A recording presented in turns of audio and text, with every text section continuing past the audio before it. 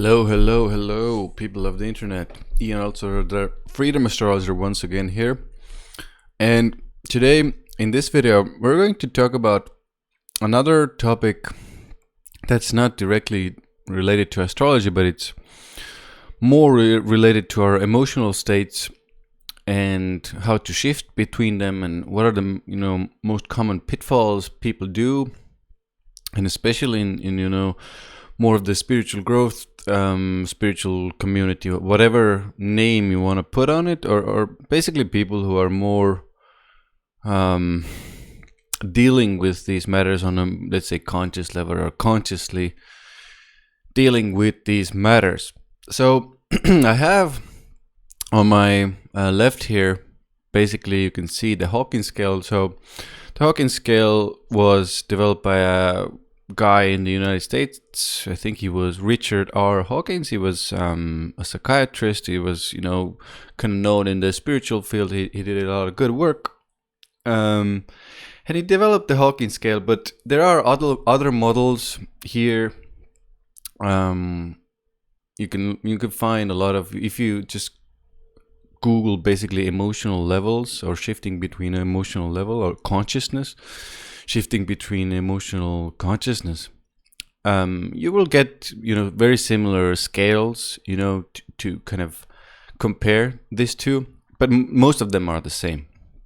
Now I want to really, you guys, you can also stop this video and just kind of explore this, or you can Google it and then you can see this. But basically what you see here, hopefully I can show you, these are emotional states that we go through in each person, during this lifetime, sometimes even during the day, during the year, during the month, during some period in their lives, has most often than not experienced some sort of, or some of these, or all of these feelings or emotions or states of being. Now, why is this important, and why am I even discussing it? Is because, of course, we prefer to stay in these higher, states, or that's depicted as higher on this scale, these vibrations or these places of being. We prefer to stay here as human beings, and even if we're not consciously kind of always trying to go towards these states, even subconsciously we're still yearning for this, but it doesn't kind of free us from these lower ones, these ones that are usually looked upon more negatively. They are more uncomfortable to be with, they're more uncomfortable to be in these lower states. And you can see, suffering, getting by, flow, pure Tao, ultimate consciousness, whatever you want to call these upper ones. But I think the lower ones in my mind are pretty good, suffering and getting by. And when we're in these states, this is maybe one of the biggest points of this video, is because when we're in these lower states of getting by, suffering, shame, guilt, apathy, grief, fear, really what we want to do is get out of them. And we want to really fastly and quickly move towards those upper echelon states of being. Now, this is all fine and good, but one of the biggest problems I see with human beings, and I've had to learn this very in a very difficult way myself, is it's very hard to jump directly from, let's say, the lower ones, shame and guilt, apathy, immediately towards, acceptance, reason, love, joy, happiness.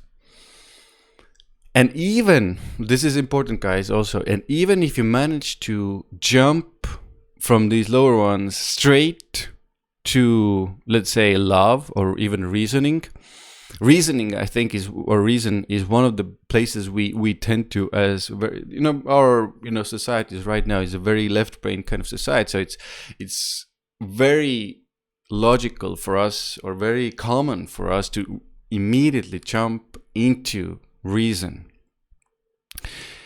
But the problem becomes all of these other states there in between.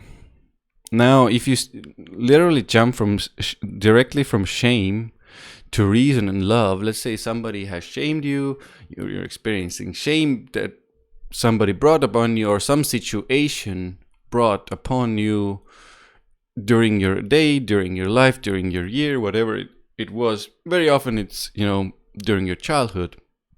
And now we want to jump right into reason. What happens is all of these in-between states of guilt, apathy, grief, fear, desire, anger, pride, all of these go unexperienced in regarding that situation, because whenever we experience something, let's say, that is more difficult, more harder to process, there are more than just guilt, shame, fear in those. There's usually a bunch of these we need to actually experience. And why do I say need? This is the need to process. Actually is a very common human, quality. We need to learn to process emotions. And actually, I would go as far as to say, we've always had this capacity, always kind of known this capacity, but somewhere down the line, things happened, things were taught in different, time frames that kind of made these lower ones and experiencing these lower emotions bad. Now, this has caused us humans to kind of start suppressing more of these bad ones and now jump into those good ones. Like I said, jumping from shame, guilt directly towards reason. So it's been taught to us it's nothing bad and it's nothing good. That's how we, gotten used to it. But what happens when we jump is, again, we're going to be suppressing all of these down. And guys, what happens usually when a person suppresses anything, or let's say even on a broader scale, a society suppresses something, these emotions, feelings don't really go anywhere. These states don't go anywhere. They still get stuck within the person. This is one of the reasons, a lot of illnesses, sick, we get sick, we get ill, injuries happen, stuff happens, because we tend to jump straight from this to these higher echelons. And you can think of basically these states of being as kind of like how do I put this now? These kind of vibrating particles, because we are made up of energy. Everything around us is made up of energy, which is basically very quickly vibrating little pieces of atoms and little bits and pieces of molecules.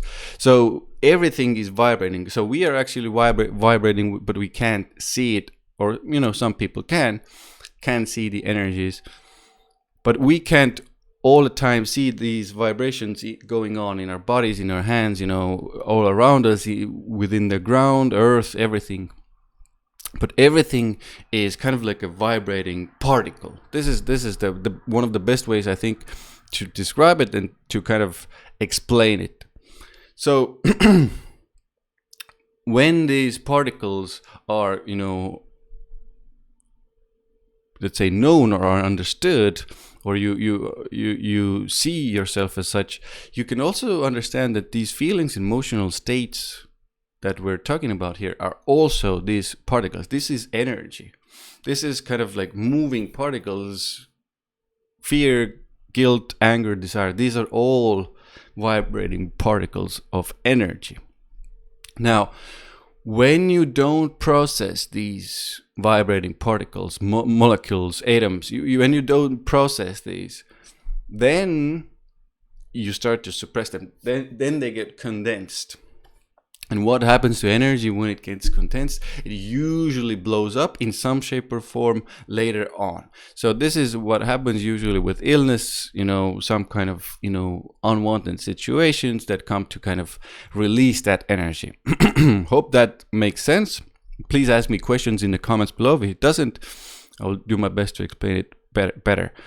But basically, you don't experience your emotions, you don't experience your feelings, your true, what you're experiencing, feelings, emotions, and then you suppress, they get condensed, more condensed, and then once it's too condensed, once it doesn't really can't get any more condensed, it kind of usually releases with some sort of pain, illness, sickness, trauma, problems in life. Now, very important to start to understand this, and very important to start to kind of allow yourself to feel these kind of lower feelings and emotions as well, in order to start experiencing the true form of these higher ones. Because let's say you're actually, something happens in life, somebody, let's take a very, very, everyday occurrences. Somebody cuts you off in traffic, but you can't really do anything. You can't stand up for them. They're gone. But at first it might, trigger some fear in you, then anger. But instead of experiencing these kind of fear and anger at first with somebody cutting you off in traffic, for example, you go straight into reason. That reason looks like, oh yeah, they might have been in a hurry, they were in a rush, Everybody understands this. Most likely it was the case. But it doesn't really, it's not the right time for that experience or energy, release yet. Right now is to experience fear.